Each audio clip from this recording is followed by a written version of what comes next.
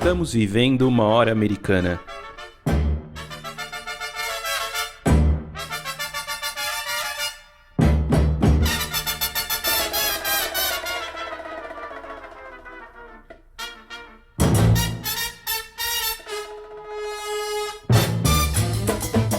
Sejam bem-vindos ao podcast Hora Americana.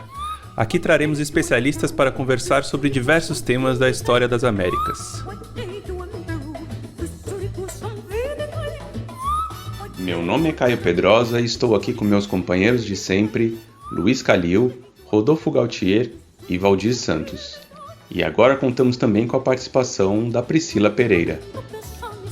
No episódio de hoje falaremos sobre a construção da nação na Argentina do século XIX. E para conversarmos sobre esse tema, chamamos o professor José Alves de Freitas Neto, da Universidade Estadual de Campinas, a Unicamp.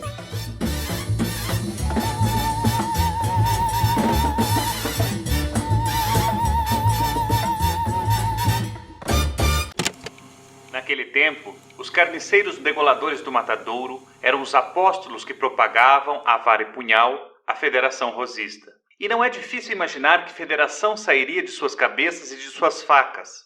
Chamavam de selvagens unitários, conforme o jargão inventado pelo restaurador, que era o patrono dessa confraria, a todos que não fossem um degolador carniceiro, nem selvagem, nem ladrão. A todo homem decente e de bom coração. A todo patriota ilustrado, amigo das luzes e da liberdade. E, pelo sucesso obtido, pode-se ver às claras que o foco da Federação estava no Matadouro. Viva la Santa Federación, mueran los salvajes unitarios. A citação que você acabou de ouvir é um trecho de El Matadero, ou, em português, O Matadouro, conto escrito pelo argentino Esteban Echeverría entre 1838 e 1840, e que só foi publicado após a morte desse autor. Nesse conto, Echeverría faz duras críticas a um ditador, denominado O Restaurador, que havia ordenado o abate de alguns novilhos como forma de aplacar a fome que assolava a região de Buenos Aires durante a Quaresma, período em que a Igreja Católica proíbe o consumo de carne. No cenário sangrento do Matadouro, em meio a placas com expressões como Viva o Restaurador e Viva os Federalistas, a população tortura animais e disputa pedaços de carne de forma selvagem. Um personagem, no entanto, se destaca na multidão, um jovem unitário que é atacado pela população por não estar usando os símbolos que indicariam apoio ao restaurador. Mesmo em enorme desvantagem, o jovem resiste bravamente às ameaças, ataques e provocações, até passar mal e morrer, nas palavras do autor, de nobre fúria. A conclusão desse conto é o trecho que você ouviu no início do programa, em que Echeverría faz referência a uma série de palavras e conceitos que são fundamentais para pensarmos a história da Argentina ao longo do século XIX. Federação, unitários, patriota, luzes. Na obra, Echeverría deixa claro que o restaurador do conto é o líder argentino Juan Manuel de Rosas, ditador que, com o apoio dos federalistas, governou o país entre as décadas de 1830 e 1850 e perseguiu duramente os unitários. Oiga, mi general, ahí está el invasor, ya están pisando el norte, fusil y cañón. Tome el poncho, señor, aquí está su alazán. Cuando usted lo disponga, los vamos a parar. As disputas entre unitários e federalistas se estenderam por décadas após o processo de independência em relação à Espanha.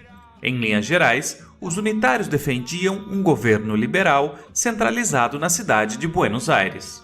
Já para os federalistas, o poder deveria ser descentralizado, com maior autonomia para as províncias.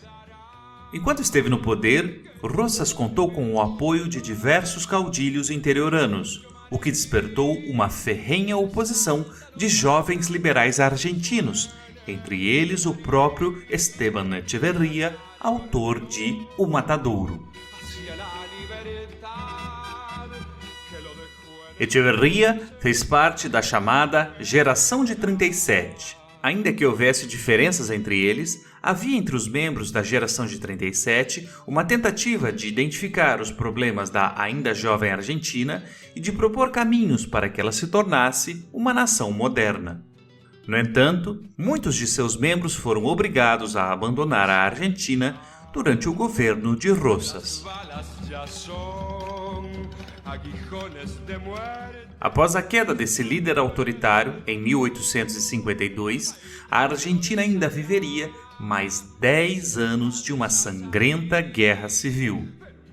Esta culminaria em 1862 com a unificação do país em torno de Buenos Aires e dos liberais, muitos dos quais antigos egressos da geração de 1837.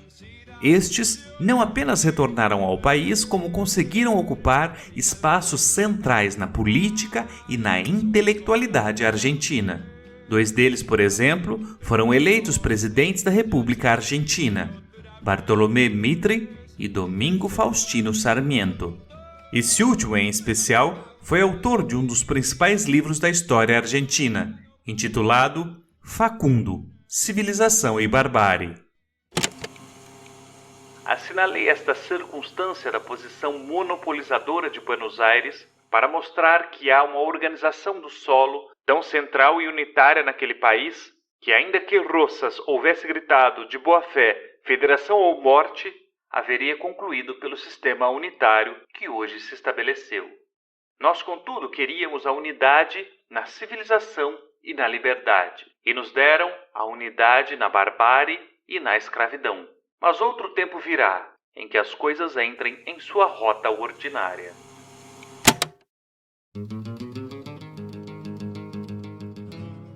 Você acabou de ouvir um trecho de Facundo, Civilização e Barbárie, de Domingo Faustino Sarmiento. Essa obra, considerada um dos marcos da história intelectual latino-americana do século XIX, foi responsável por construir uma potente interpretação do passado e do presente argentino, que continua a ecoar no imaginário daquele país até os dias de hoje. Publicado durante o exílio de Sarmiento no Chile, inicialmente em formato de folhetim no periódico El Progresso, rapidamente foi transformado em livro. Cruzou os Andes e chegou ilegalmente à Argentina, onde causou impacto imediato. Embora o livro se proponha a narrar a trajetória do caudilho federal Juan Facundo Quiroga, a obra vai muito além de uma simples biografia. Constrói, por um lado, um grande manifesto contra Rosas e, por outro, uma tentativa de sintetizar a história argentina a partir da dicotomia entre civilização e barbárie. Para Sarmiento, a civilização provinha da Europa e podia ser encontrada na portuária e cosmopolita Buenos Aires. Já a barbárie estava nos indígenas, mestiços, gaúchos e nos federalistas do litoral e do interior. Os pampas argentinos representavam, em sua perspectiva, um grande vazio que deveria ser ocupado pela civilização.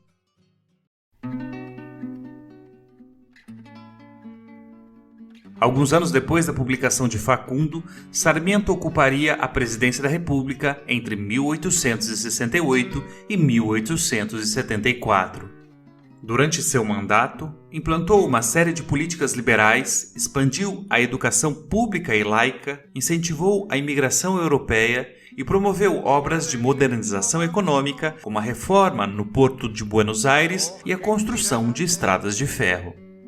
Ao mesmo tempo, foi um grande apoiador das diversas campanhas militares que praticamente exterminaram as populações indígenas do interior argentino, dos Pampas à Patagônia. Com a ambiguidade que é peculiar às grandes figuras históricas, o velho presidente fez ecoar, em diversos momentos, o jovem autor da obra Facundo. As disputas entre a capital e as províncias teriam ainda outros capítulos nesse difícil processo de consolidação do Estado Nacional argentino. Um deles foi o processo de federalização da cidade de Buenos Aires, em 1880, que mobilizou, inclusive militarmente, setores da elite portenha contra o então presidente Nicolás Avellaneda. Fue claridad de la aurora y de la nacionalidad. Fue caudillo colosal. Para discutir essas e outras questões, temos prazer em receber hoje o professor da Unicamp, José Alves de Freitas Neto. Antes, porém, vamos com a Priscila, que traz a dica da hora desta semana.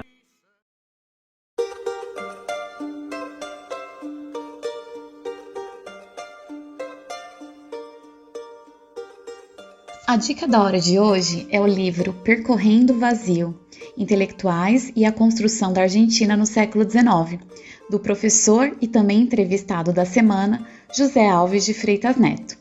O livro foi publicado em 2021 pela editora Intermeios e ele é o resultado da pesquisa de livre docência que foi defendida pelo Zé, como é conhecido por nós, o professor José Alves, na Unicamp, na Universidade Estadual de Campinas.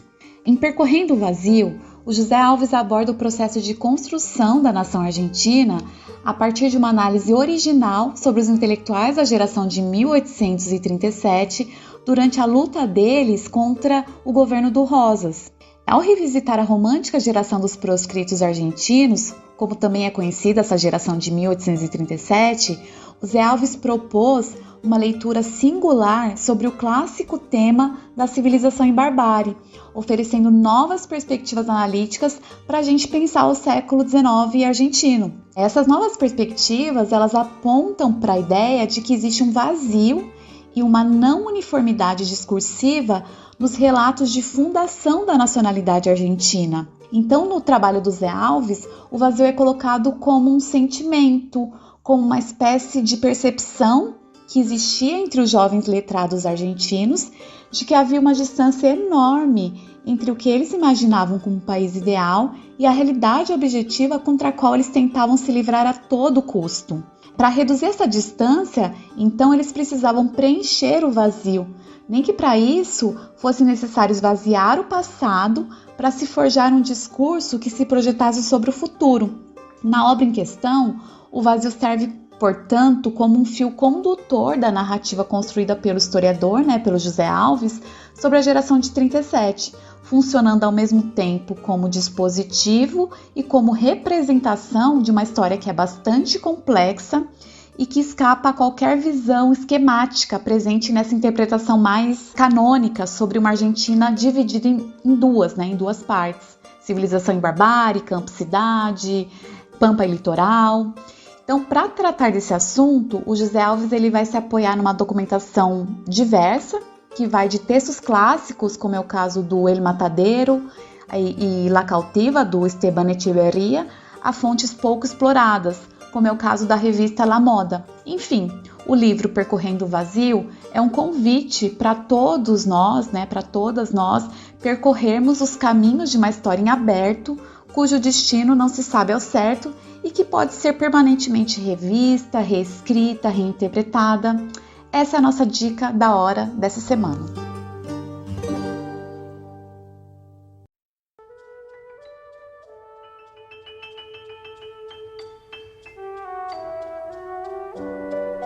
Você está ouvindo Hora Americana.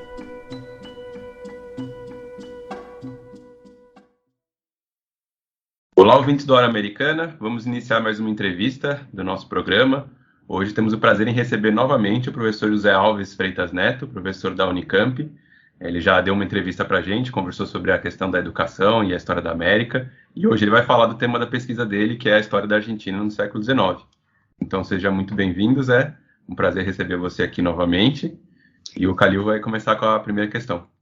Muito obrigado, Caio, Calil, Priscila e todas as pessoas que nos ouvem e acompanham o Hora Americana. É um prazer voltar aqui e falar agora particularmente das minhas pesquisas, em especial daquilo que eu defendi na minha livre docência e que saiu publicado no ano passado. Zé, a gente que agradece você aceitar de novo participar aqui. E, bom, para a gente começar, é claro que não dá para pedir para você falar sobre o processo de independência da região da Argentina numa pergunta em poucos minutos, porque isso é um processo muito complexo e eu acho que é quase que programado já a gente tem um programa especificamente sobre esse tema, porque merece uma atenção bem mais cuidadosa.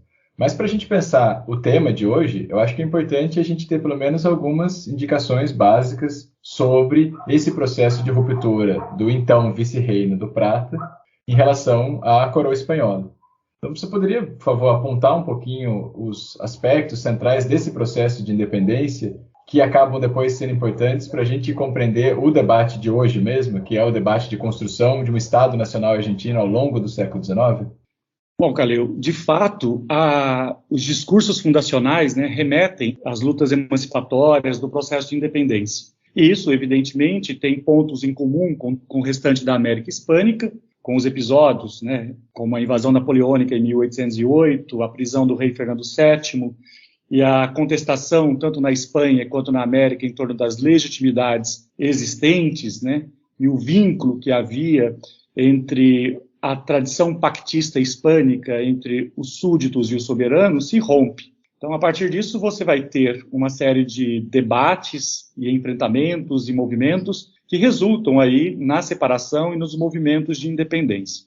No caso argentino, ou daquilo que vai ser a Argentina, no caso do Rio da Prata, é fundamental a gente perceber que em 1810, quando chega a queda, né, a notícia da queda espanhola diante de Bonaparte, faz com que as pessoas, os ilustres, as personalidades políticas que atuavam no cabildo, declarassem que o cabildo estava aberto. O que isso significava? Que eles tinham que tomar uma decisão que, a partir desse momento, não obedeceriam mais às ordens vindas da Espanha e que eles se tornariam os próprios detentores das vontades políticas. Claro que isso tinha uma série de desafios iniciais. Nós tivemos muita agitação popular nesse contexto das 2 de 24 de maio de 1810, pressão para uma ruptura mais efetiva em relação aos processos existentes com a Espanha, mas aí, a partir daí, você vai ter uma série de dificuldades para poder organizar esse Estado. Colocando de outra forma, né?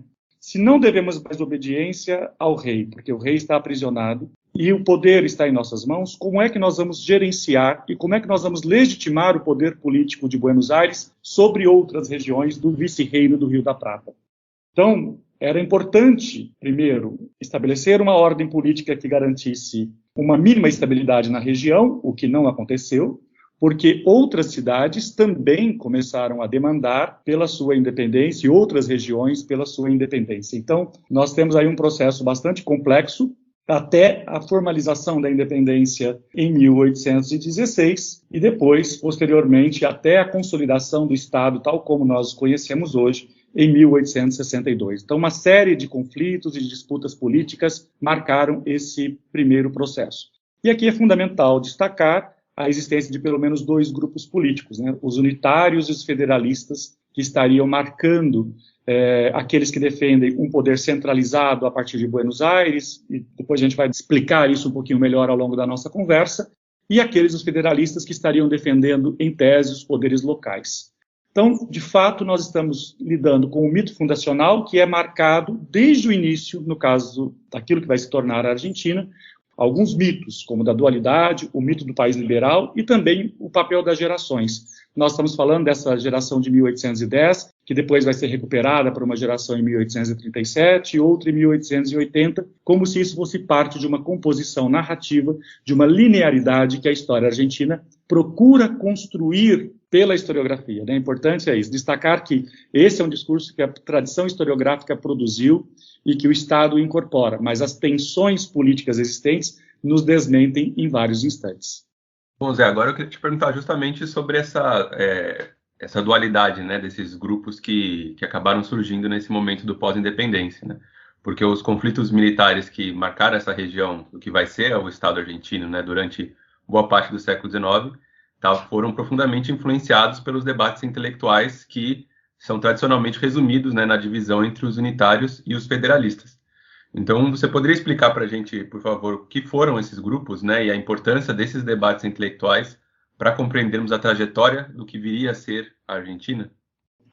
Nós devemos, então, primeiro, só para recuperar um pouco, né, essa questão dos unitários. Né? Em tese, estão associados a grupos mais eruditos e mais próximos dos ideários que vinham dos ventos revolucionários na Europa, particularmente aí, pegando aí tradições do pensamento ilustrado, do pensamento liberal, com as várias facetas do que nós podemos chamar de liberalismo político. E esse grupo, portanto, os unitários, eles são apresentados pela historiografia como sendo o grupo mais erudito e, portanto, mais progressista em relação a uma série de ideias e a construção de uma república com a separação de poderes e assim por diante. Por outro lado, nós temos uma situação que é apresentada na resistência, ou pelo menos como contraponto, que são os grupos que ficaram conhecidos como os federalistas. O que nós temos aqui nesse grupo, né? A demanda para que houvesse maior autonomia do poder local, portanto, isso foi tradicionalmente interpretado como sendo um exercício mais personalista de exercício do poder. Consequentemente, nós vamos ter aí caminhos que levam à centralização política que precisava ser estabelecida para formar o país tal como nós viemos a conhecer na sequência. Então, esses governos ou as lutas que foram feitas nesse contexto envolvia essa disputa, né? Porque, afinal de contas, vários levantes e vários protestos no interior se insurgiram contra a Constituição, por exemplo, de 1826, que tinha características unitárias. Porque nós temos que pensar que o processo de organização de um Estado ele é um processo muito complexo. E, nesse sentido, se por um lado você tem um discurso que, teoricamente, faz todo sentido, né, do ponto de vista de organizar o Estado, de dividir os poderes e tal, na prática você tem uma inexistência de um exército nacional, você tem forças políticas locais, você tem governadores de províncias, lideranças políticas nas províncias que começam a tomar atitudes e regras próprias que estão muito mais ancoradas nas experiências políticas anteriores. Então, ter um poder central que controla todos os poderes, controla os exércitos e cria camadas de poder, desagradava muito as elites locais. Então, dentro dessa perspectiva que nós vamos ter uma atuação de lideranças e de grandes intelectuais naquilo que vai ser chamado como geração de 1837, que vão fornecer alguns dos substratos para a gente entender essa vida política na Argentina nestas décadas aí que nós estamos falando agora, a partir dos anos 30.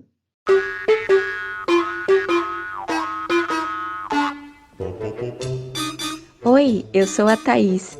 Oi, eu sou o Paulo e nós somos integrantes do Hora Americana.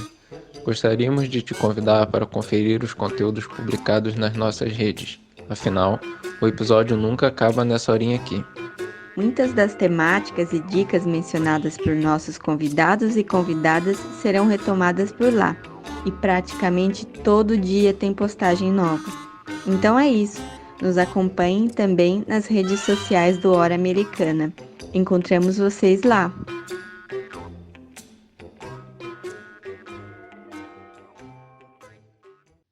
Zé, um nome central para a gente compreender esses embates políticos todos ocorridos na Argentina, né, na primeira metade do século XIX, é o do Juan Manuel de Rosas, né, aportuguesando o nome dele, o Rosas, né, que a gente pode considerá-lo um ditador, que liderou a região a partir de uma perspectiva que contou com o apoio não dos unitários, mas dos federalistas, o que pode parecer um contrassenso, né?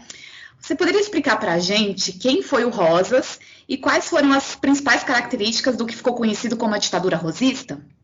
Bom, de fato, a grande figura política do século XIX argentino é Rosas, né? Então, há um consenso dentro da historiografia sobre o papel que ele exerceu e esta imagem, né, bastante criticada, né, deste caudilho, desta liderança despótica que foi o Rosas. Agora, temos que entender o que levou à ascensão de Rosas, né?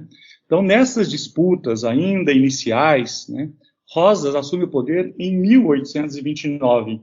E o argumento da ordem, da necessidade de restaurar os princípios e as regras, e não esse conflito que estava acontecendo por todo o Rio da Prata, fez com que a figura de Rosas ascendesse ao governo da província de Buenos Aires em 1829 e assumisse a liderança de projetos políticos para conter as rebeldias e as disputas pelo território. Nesse sentido, ele fez uma série de alianças com outros caudilhos e com outras figuras, e ele foi se consolidando como a grande figura política. Ele também soube manusear as regras existentes, do ponto de vista de produzir legitimações e poderes.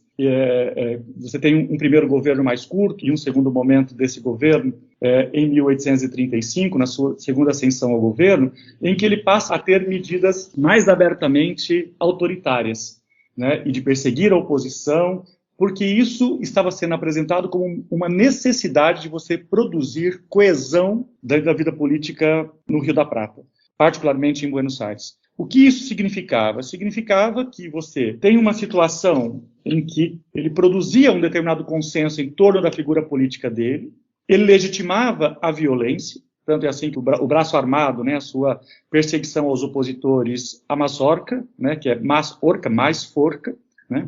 Então, em nome do argumento da ordem, em nome do argumento da disciplina, ele produz um consenso em torno dele ser imprescindível ou o caos. E aí, nesse sentido, ele reprime o dissenso, ele reprime a crítica. Agora, nesta estabilidade política que ele foi conduzindo e produzindo ao longo do seu governo, né, até 1852, de fato, ele cria uma confederação rosista, ele faz alianças com outras lideranças caudilhescas, e ele é o embrião do atual Estado argentino, tal como nós conhecemos. Então, dentro dessa confederação rosista, você vai fazer com que se estabeleçam alguns princípios e muitas práticas, repito, despóticas, autoritárias, de perseguição aos seus adversários, aos seus inimigos. Neste sentido, se destaca o papel desses intelectuais que mencionamos aqui já algumas vezes, que são aqueles que se reuniram em torno do salão literário, que é a chamada geração de 1837. São pessoas muito jovens e que vão plantar um ideário de liberdades individuais, que isso vai acabar impulsionando nas críticas ou nos problemas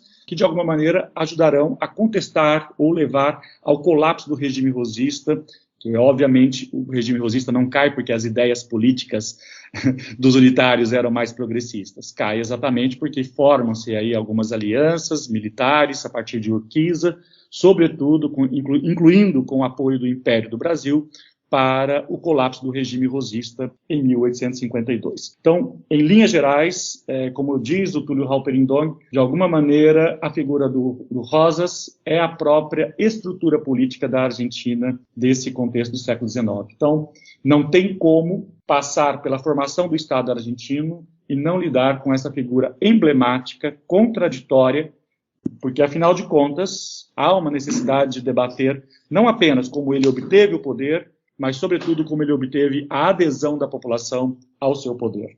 É claro que, quando nós falamos de déspotas, nós não podemos esquecer que eles são vistos, posteriormente, né, com as suas práticas e condenados por suas práticas de violência política, sejam elas discursivas ou efetivas, fisicamente, mas, num determinado momento, eles obtêm o apoio e a adesão da população. Então, essa participação social, ela é fundamental também para ser interpretada nesse contexto de autoritarismo. Mas aí, eu acho que pensando um pouco essa figura do Rosas como central, mostra como o processo de construção de identidade nacional na Argentina, ele é complexo. Porque você tem, na verdade, um líder que surge a partir de Buenos Aires e que vai contar com o apoio de províncias, de poderes locais, e vai ser criticado, por exemplo, por intelectuais que defendem uma centralização do poder em Buenos Aires. Então fica uma situação em que o ditador, que geralmente a gente associa a algo muito centralizado em torno de um lugar e de uma pessoa, ele acaba, na verdade, tendo um apoio e tendo forças que são opostas, são geralmente forças federalistas que vão apoiar o Rosas. E isso acaba até sendo um pouco complicado da gente entender e força a gente a pensar um pouco mais os conceitos e as questões políticas presas às especificidades de cada local. Entender o que é federalista na Argentina, entender como são esses laços para além de rótulos, para além de conceitos um pouco mais ahistóricos, atemporais. Mas pensando um pouco nessa geração de 37 que você comentou, ela é fundamental para a gente entender não só as críticas ao Rosas, mas o período posterior da Argentina. Você poderia, por favor, explicar um pouquinho que grupo que foi esse, quem são os intelectuais que fazem parte, como que surge esse movimento que vai ser chamado de Geração de 37 e como que ele vai se relacionar com a ditadura e com a queda do Rosas do poder? Bem, essa figura complexa, que é a figura do Rosas, enfrentou uma fortíssima oposição, né, ou pelo menos uma fortíssima oposição pelas letras, porque essa é uma característica muito forte da tradição argentina, de imaginar que houve um debate intelectual, um debate sobre ideias a respeito dos rumos do que o país deveria tornar-se nesse processo de formação da nação. A geração de 1837 se reuniu num salão literário organizado por um livreiro, que é o Marco Sastre, no centro de Buenos Aires, e ali eles faziam saraus, debates, sempre precedidos de uma grande conferência, e depois discutiam-se as grandes ideias que estavam em circulação. Pelo menos era esse o intuito do salão literário. Só para a gente ter um parâmetro, Buenos Aires deveria ter, na época, aproximadamente 50 mil pessoas, e essas reuniões juntavam 400 pessoas, muitas deles ligados à Universidade de Buenos Aires, jovens que participavam aí para debater teorias, literatura e assim por diante. Dentre esses nomes se destaca a figura de um grande nome na literatura argentina, que é Esteban Echeverría, né? Ele é autor de um épico, que é o La Cautiva, e do El Matadero, que foi escrito provavelmente em 1839, mas só veio a ser publicado em 1871. E o Echeverría era uma referência para outros jovens, como Alberdi, o Gutierrez, e assim formava-se esse primeiro grupo que estava centralizado ali nesse grupo originário da geração de 1837. Mas talvez o principal nome, que não fazia parte do Salão Literário, mas vai fazer parte desse conceito da geração de 1837, é Domingo Faustino Sarmiento, que escreve a sua obra seminal, O Facundo. Então, de alguma maneira, a gente pode até mesmo se perguntar se Rosas não é uma criação de Sarmiento. É evidente que Rosas não é uma criação de Sarmiento, porque Rosas é uma realidade histórica. Mas a imagem que nós produzimos sobre Rosas, ela é muito derivada desta obra escrita por Sarmiento em 1845. Então, com isso, a geração de 1837 formou uma verdadeira trincheira na defesa de alguns princípios republicanos, e que deveriam estar recuperando o espírito de 1810. Então, desta maneira, os unitários se apresentam como sendo uma geração como que clarividente, eles visualizam os problemas, eles supostamente sabem quais são os rumos. Só que o grande problema da geração de 37 é que ela não tem o apoio da população, porque o apoio da população está em 37 com o Rosas, ainda trabalhando com o medo da população em relação às disputas, à violência existente no interior. Mesmo que o Rosas pratique essa violência, é uma violência praticada, aspas, a partir do governo central. Então ela é mais legitimada do que o conflito entre vários bandos que disputavam territórios e que disputavam a organização política pelo interior e assim por diante. Desta forma, a geração de 1837 ela é central, inclusive para produzir as fontes e o debate que nós estamos apresentando para vocês aqui, que nos acompanham pela Hora Americana, mas também a geração de 1837 ela vai ocupar o poder político a partir da década de 1860. Então, nós vamos ter duas figuras aí. O próprio Sarmiento vai ser presidente da República, como também o Bartolomé Mitre, que é bem mais jovem, mas que vai ser apresentado também uma pessoa próxima da geração de 1837, ou daquilo que é o espírito liberal da geração de 1837. Então, eu queria aqui distinguir dois processos, né? Um, que é a força política do Rosas, e o outro, que é o ideário das liberdades e do repertório republicano que a geração de 1837 vai posicionando dentro da sociedade argentina. Então, de alguma forma, esses dois grupos, ou essas narrativas, elas se confrontam durante o período rosista, mas depois elas vão buscar um caminho de aproximação a partir de 1862, como aí se tem o projeto de construção do Estado, tal como nós conhecemos hoje. Zé, ainda falando desse tema da geração de 37, a gente percebe que essa geração, nos debates que eles fazem, a figura do Rosas e dos seus apoiadores tem uma importância muito grande, né? Então a gente fica muito visível a importância que a geração de 37 atribui a esses caudilhos, né, como chave para a gente compreender os eventos que vinham acontecendo na Argentina, certo? E muitas das vezes o caudilho, ele era associado às disputas entre unitários e federalistas, campo e cidade, civilização e barbárie, como você acabou de comentar. E o próprio o Rosas, ele foi descrito por essa geração como um caudilho, né, e que contava com o apoio de outros caudilhos. Você poderia explicar para a gente um pouco o que seria essa figura do caudilho, né? Como a gente pode interpretá-la? A Maristela Svampa, por exemplo, ela comenta que o caudilismo, que seria o fenômeno derivado dessas lideranças personalistas, né? Ele está para o século XIX latino-americano, assim como o populismo está para o século XX, né? Então, como é que a historiografia tem tratado desse fenômeno tão complexo, tão plural, né? Que é o caudilismo? E como é que isso se relaciona com certa narrativa que foi criada para dar um sentido à história nacional argentina?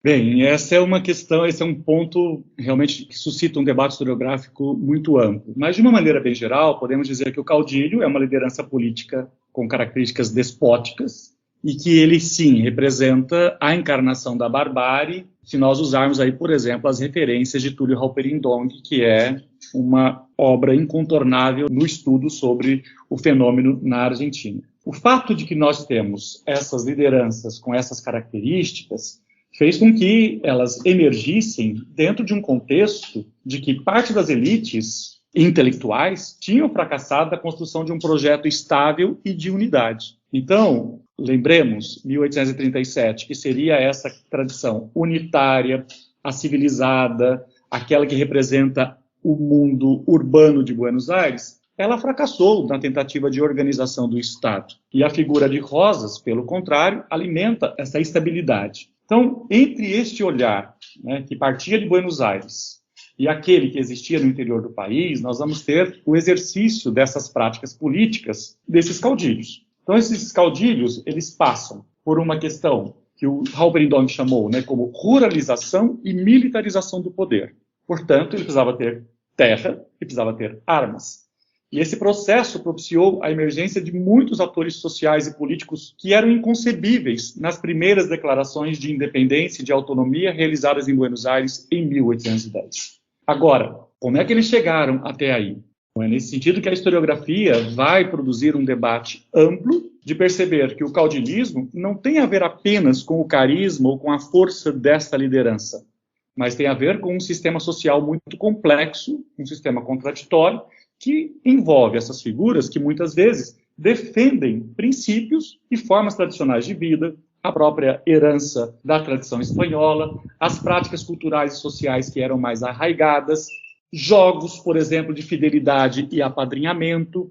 Então, é desta maneira que nós podemos definir o que é o caudilismo. É na inexistência de uma série de instituições que poderiam funcionar tal como se deseja numa república, é que nós temos a figura dessas lideranças caudilhescas. Então é desta maneira que podemos, grosso modo, resumir num primeiro instante. Mas há muitas releituras sobre isso.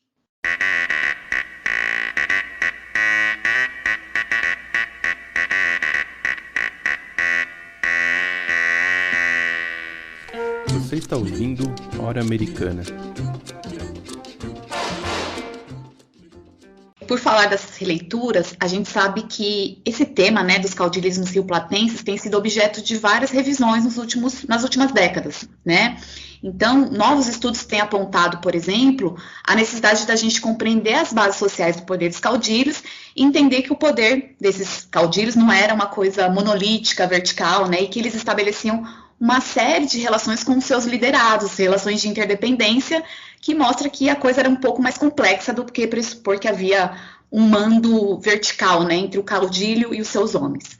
Pensando nisso, Zé, você poderia explicar para a gente como é que essas novas perspectivas que tratam de temas diversos, como, por exemplo, o funcionamento das montoneiras, os processos eleitorais, como é que isso tem contribuído para a gente tornar mais complexo esse período aí pós-independência na Argentina? Bom, o ponto que nós devemos fazer a respeito de todas as vezes que lidamos com poderes políticos é perguntar quem é que legitima o poder político. Como é que o poder seduz? Como é que o poder cria os aparatos para poder estar da maneira como ele está? Porque nós não podemos ler apenas a violência política como legitimadora da ordem, porque se fosse assim, as rebeliões seriam ainda mais constantes. Então, dessa forma, um dos grandes trabalhos que tem aí contribuído, né, para essa revisão em torno do caudilismo é o próprio Ariel de la Fuente, que escreve, né, Os Filhos de Facundo, já traduzindo para o português.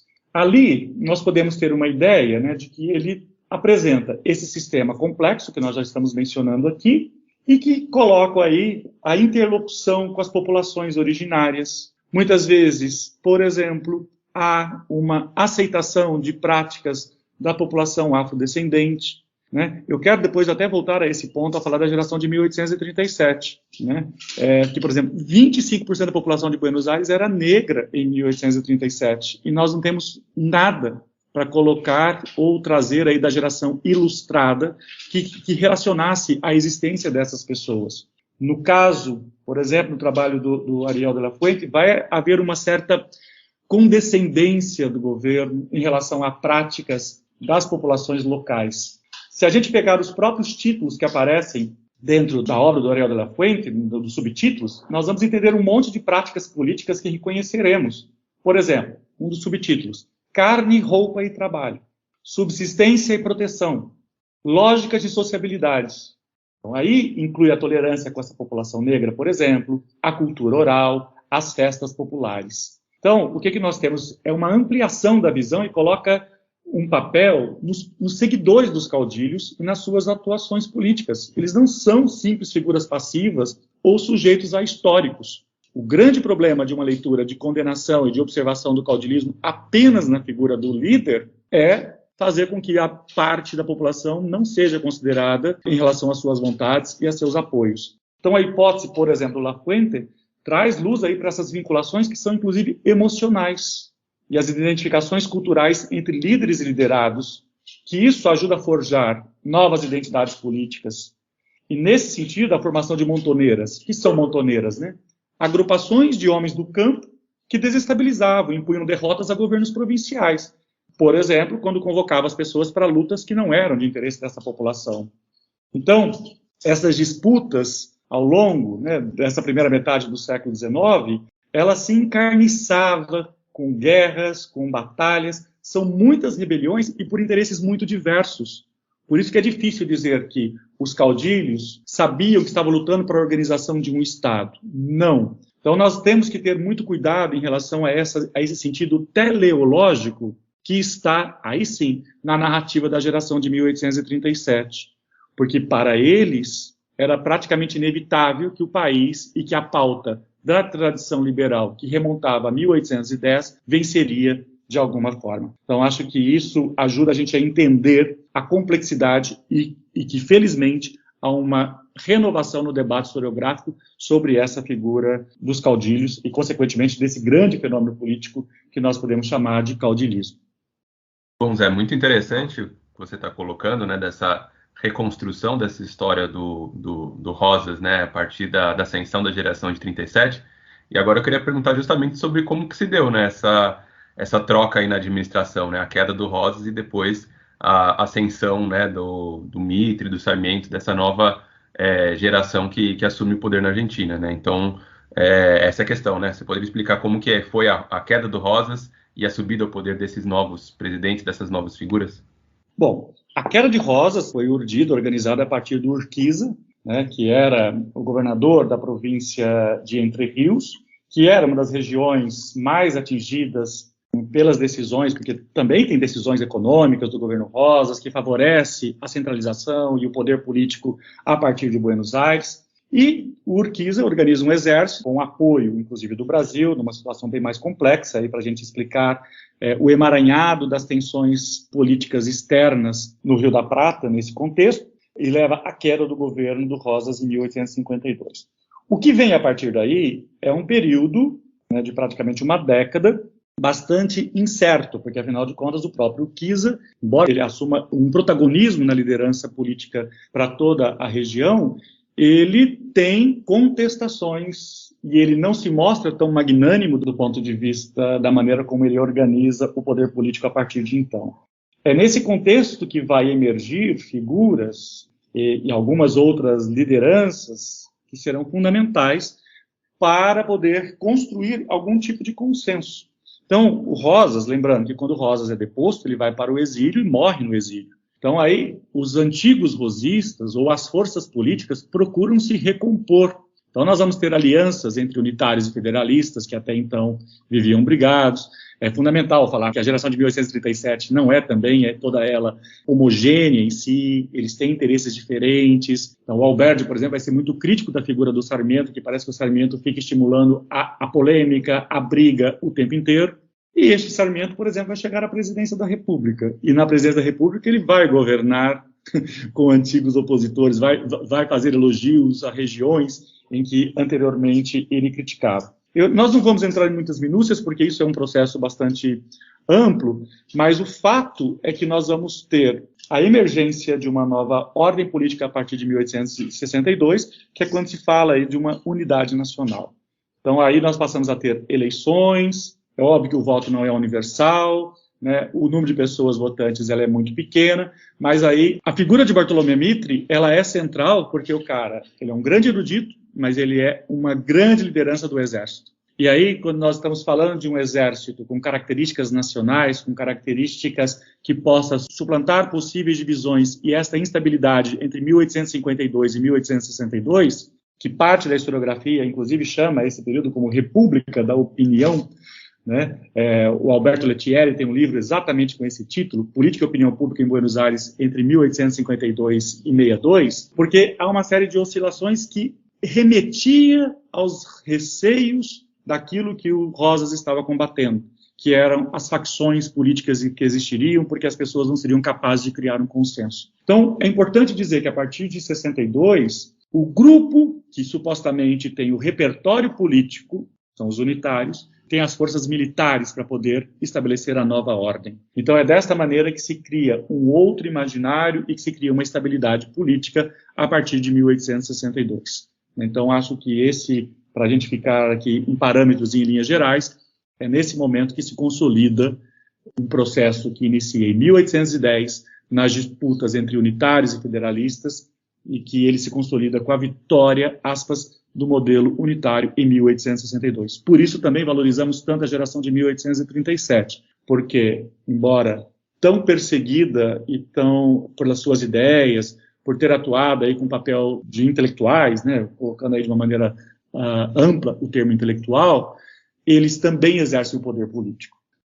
Bom, para a gente finalizar, eu acho que valeria a pena ir um pouquinho mais em direção a essas questões dos debates intelectuais e dessa vitória, da subida do poder dessa geração de 37. Quando a gente vai pensar esse período de uma Argentina já com presidente, com eleições periódicas, a partir da década de 1860, a gente percebe que existe toda uma tentativa de fortalecimento do Estado Nacional, e esse fortalecimento vai se dar muito em torno das questões territoriais e das questões indígenas. E nesse sentido, você começa a ter o surgimento ou fortalecimento de algumas imagens como a do deserto argentino, a do vazio argentino, a da barbárie, e elas vão ser muito utilizadas nesse período para justificar determinadas políticas, determinadas ações, principalmente do governo central.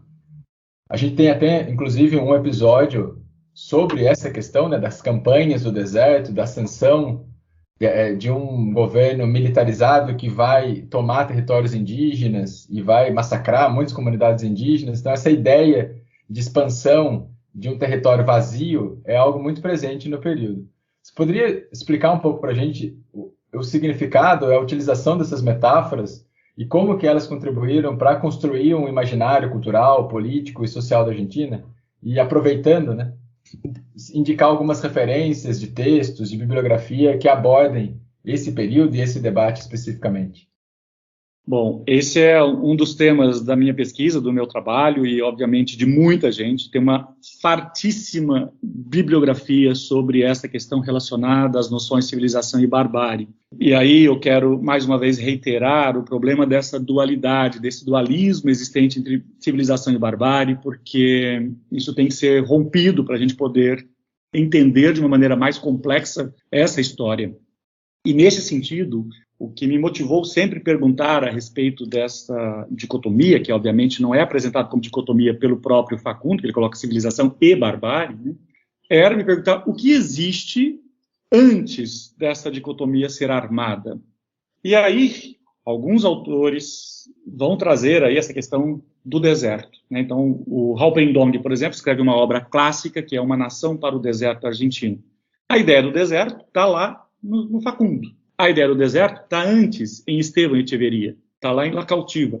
Então, nesse sentido, estes textos, eles são seminais, porque, de fato, a Argentina tem uma maneira muito específica de produzir uma discursividade que antecipa um processo histórico.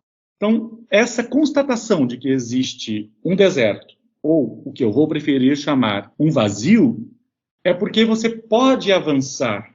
E eu acho que talvez os processos políticos, os processos históricos, que levam, inclusive, às chamadas campanhas do deserto, eles fazem com que a população não assista aquilo com horror, porque a população, de alguma maneira, já foi se acostumando, pelas letras, a entender que a barbárie, presente no campo, presente nesse deserto, era a grande ameaça ao projeto de civilização.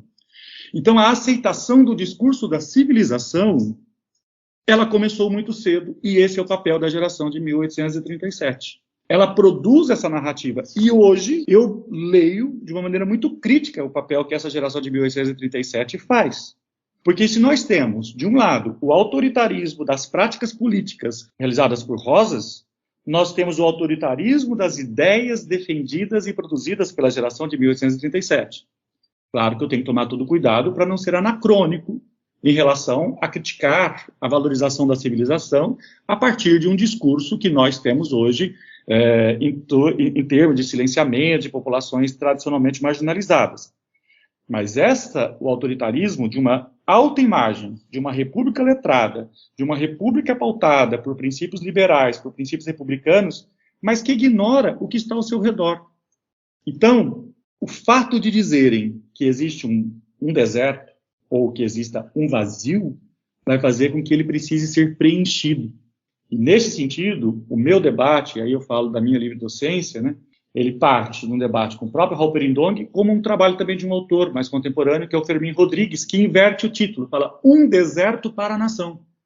Né? Então, na verdade, Halperin preocupado com o sentido de construção do discurso nacional, e o Fermín Rodrigues trazendo os elementos de falar assim, bom, a nação existe e agora ela inventa os seus desertos, que as letras produziram. E, para mim, não é uma questão de deserto, porque o deserto é uma associação correta, mas ela é muito automática com uma leitura geográfica. E, para mim, eu detectei, né, pelo menos na minha leitura, é uma realidade, um sentimento que é mais amplo que dizer uma questão geográfica, porque ela também está em Buenos Aires. Porque a barbárie está em Buenos Aires. Quem legitima o Rosas é Buenos Aires. Então, neste sentido, o argumento em torno do vazio não é dizer que não exista o nada, que o deserto talvez remeta, mas é a ideia de incompletude. E, neste sentido, o que eu estudei como fonte principal é uma revista chamada La Moda, em que essa geração de 1837 procura formar mulheres e jovens para um sentimento republicano, para a ilustração, para um repertório que levasse a bons modos. Então, a prática da sociabilidade é uma maneira de você ter um controle sobre o corpo, seja no modo de vestir, do modo de se posicionar, e que desse debate sobre o corpo você também produz o ordenamento necessário para a ordem política que eles desejavam.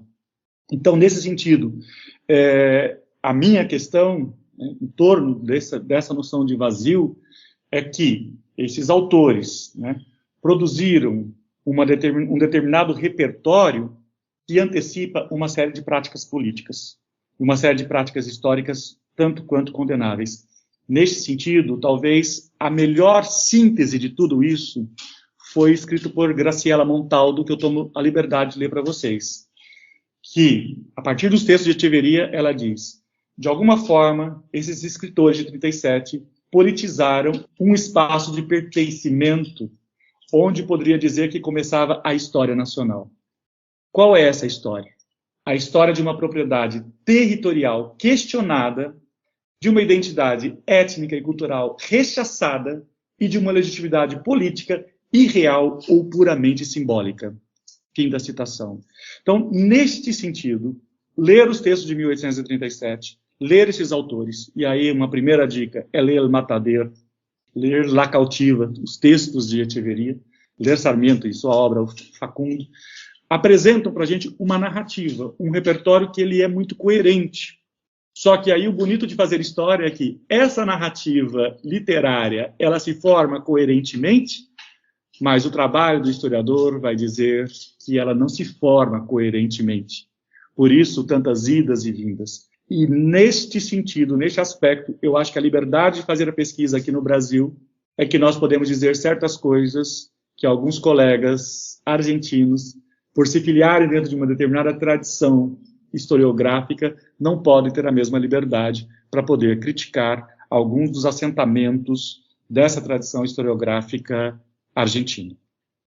Bom, Zé, muito obrigado. Foi ótima entrevista, a resposta. Acho que deixou a gente bastante conhecendo muito melhor, né, essa história da Argentina e bastante instigado também a conhecer mais esses textos, né, do século XIX que são tão fascinantes, tão interessantes de se conhecer. Não, eu agradeço a oportunidade de falar, né, de trazer aí alguns outros elementos para vocês a respeito da história política da Argentina, que tem me fascinado e me instigado nas últimas décadas. Sempre um prazer conversar com vocês sobre esses temas. Aqui termina mais um episódio do Hora Americana. Este podcast é um projeto de extensão interinstitucional com membros da Universidade Estadual de Londrina, Universidade Rural do Rio de Janeiro, Instituto Federal de São Paulo e Instituto Federal do Sul de Minas Gerais. O Hora Americana tem produção de Luiz Calil, Caio Pedrosa, Valdir Santos Júnior e Priscila Pereira. Edição de Caio Pedrosa, Bruno Oliveira e Letícia Cavalcante. Divulgação e produção de conteúdos para as redes sociais de Thaís Rosa, Paulo Gomes e Dara Ferreira. No episódio de hoje utilizamos as músicas Federación, de Carlos Gardel, Oiga mi General e Revuelo de Ponchos Rojos, de Roberto Grimaldi Fraga, A Dom Juan Manuel, de Jorge Cafrune e Gaúcho, de Gustavo Santaolalla. O Hora Americana pode ser escutado nas principais plataformas de podcast e também na rádio e TV Unicamp. Daqui a 2 semanas estreia mais um episódio. Até breve.